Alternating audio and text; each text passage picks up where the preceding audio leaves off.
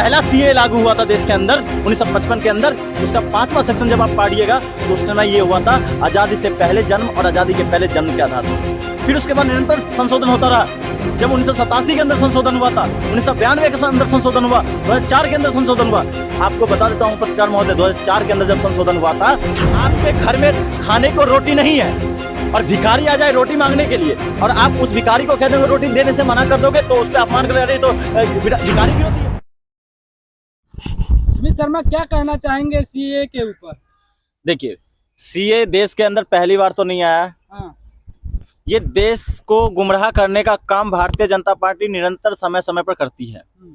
जिस तरह से 370 के नाम पे भारतीय जनता पार्टी ने भारत के 140 करोड़ लोगों के साथ किया, उसके बाद राम मंदिर पे किया और अब सीए और एनआरसी पे करने जा रही है। मैं इसलिए कहता हूं, सीए पे इन्होंने एक काम किया तो पक्षपात का काम किया इन्होंने।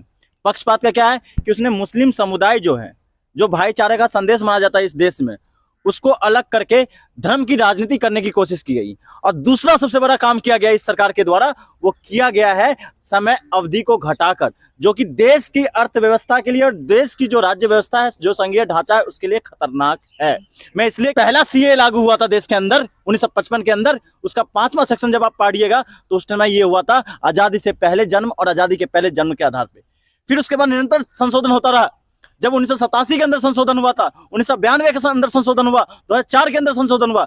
आपको बता देता हूं पत्रकार महोदय, 2004 के अंदर जब संशोधन हुआ था तो यह संशोधन में कहा गया था कि जो भारतीय मूल का विदेशी नागरिक है उसको भारत की नागरिकता दोबारा लेने के लिए 7 साल देश के अंदर रहना पड़ेगा। इसका मतलब यह हुआ कि एक पंचवर्षीय योजना आपको देश के हित के लिए देना होगा और जो विदेशी है उसको देश के अंदर 11 साल रहना होगा। उसके इन्वेस्टिगेशन के बाद उसको भारत की नागरिकता दी जाएगी। लेकिन इस सरकार ने क्या किया है आपको पता है?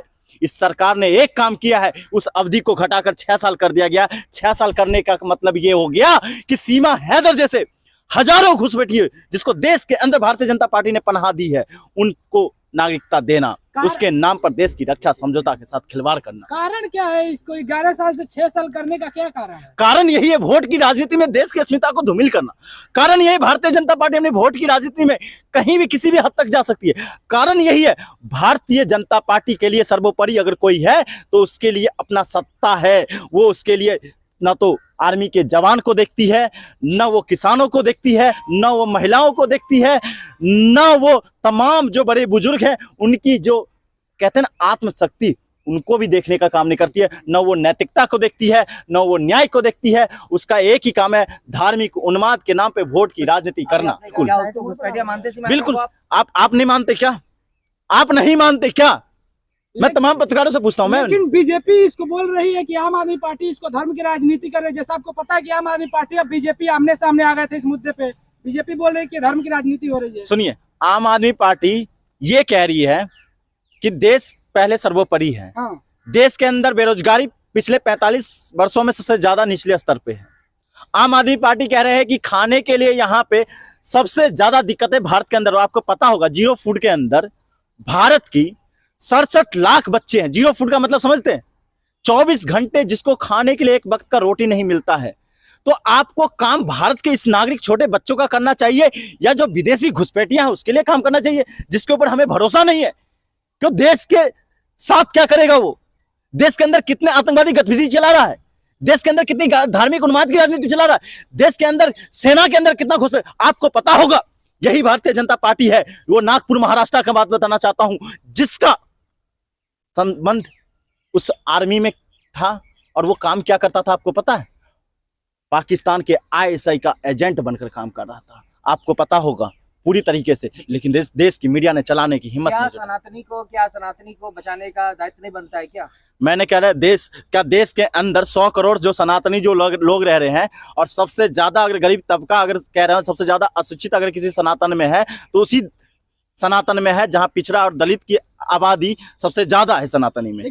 मैं सुनिए सनातनी जो है बांग्लादेश पाकिस्तान में प्रताड़ित किए जा रहे हैं। मैं आपसे, आप बांग्लादेश चले जाइएगा, आप चले जाइए मॉरिशस, आप चले जाइए पाकिस्तान, आप चले जाइए इराक, आप चले जाइए ईरान, अमेरिका चले जाइए, आपको देश के अंदर उन्माद की राजनीति हो रहा आपको दिखेगा नहीं। मध्य प्रदेश के अंदर आदिवासी के ऊपर पेशाब कर दिया जाता है, आपको दिखेगा नहीं। उत्तर प्रदेश के दिक्कत क्यों है? सुनिए, मैं फिर पूरी बात क्लियर कर देना चाहता हूं, मैं बीच में मत बोलिए। मैं कहना तो आपको देश के अंदर आदिवासी, पिछड़ा, दलित के साथ जो अन्याय हो रहा है वो आपको दिखेगा नहीं, लेकिन विदेश में क्या हो रहा है वो आपको दिख जाता है। क्यों? क्योंकि आपको धर्म की राजनीति करनी है।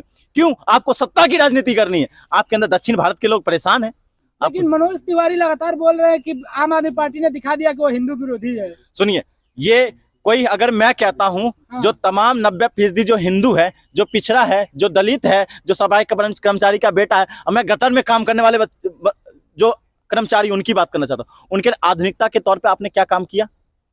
आप उनके लिए इंसेंटिव का कोई दायरा लाया? नहीं लाया। आपने उनको मोटिवेट करने के लिए कोई योजना बनाया? नहीं बनाया। अगर आम आदमी पार्टी ये कहती है कि आपको पहले अपने घर के अंदर देखना है कि आपकी घर की स्थिति क्या है, मैं वही बात कहना चाहता हूं। आपके घर में खाने को रोटी नहीं है और भिखारी आ जाए रोटी मांगने के लिए, और आप उस भिखारी को कह दोगे रोटी देने से मना कर दोगे, तो उस पर अपमान कर रहे, तो भिखारी विरोधी है। मोदी जी भगवान है, 2024 में फिर से आएंगे। अरे सर, आपके लिए भगवान हो सकते हैं, आपके लिए भगवान हो सकता है, आपके जैसे तमाम अंधभक्तों के लिए भगवान हो सकते हैं। जो देश का देश विरोधी होगा, जो सनातनी विरोधी होगा, उसके लिए भगवान हो सकता है। भगवान एक ही है देश के अंदर, जिसने मर्यादा पुरुषोत्तम कहते हैं। भगवान एक ही है जो सनातन की रक्षा करता है। भगवान एक ही है जो सब धर्म की बात करता है। भगवान एक ही है जो भाईचारे की बात करता है। मोदी जी देश विरोधी हैं क्या? अगर ऐसी बात है तो देश विरोधी हो सकता है। अगर जो अपने आप को मर्यादा पुरुषोत्तम से ऊपर मानेगा, जो अपने आप को भगवान का अस्तित्व मानेगा, वो देश विरोधी और सनातन विरोधी और धर्म विरोधी, और वो मोदी जी पाखंड को बढ़ावा दे रहे हैं, बहुत बड़ा बयान दे रहे हैं, खतरे में डाल रहे हैं खुद को।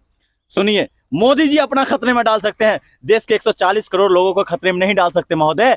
मैं फिर कहना चाहता हूं, आज देश के 140 करोड़ लोग बखूबी तरह से जानते हैं कि भारतीय जनता पार्टी का एजेंडा क्या है, मोदी जी का एजेंडा क्या है। उनका एजेंडा सिर्फ और सिर्फ है सत्ता की राजनीति करना। उनका एजेंडा सिर्फ और सिर्फ है अपना चरित्र को प्रचार और प्रसार करने का काम। आपने देखा नहीं कश्मीर के अंदर उन्होंने क्या कहा कि अगर मैं कश्मीर आया था तो मैं डर रहा था, और कहते हैं कि जब मुझे पता चला कि मेरा लाइव स्क्रीन हर ब्लॉक में लग गया तो मुझे समझ में आया कि लोग जग गए। मतलब मेरा प्रचार हो रहा है कि नहीं हो रहा है, इससे उनको डर लगता है।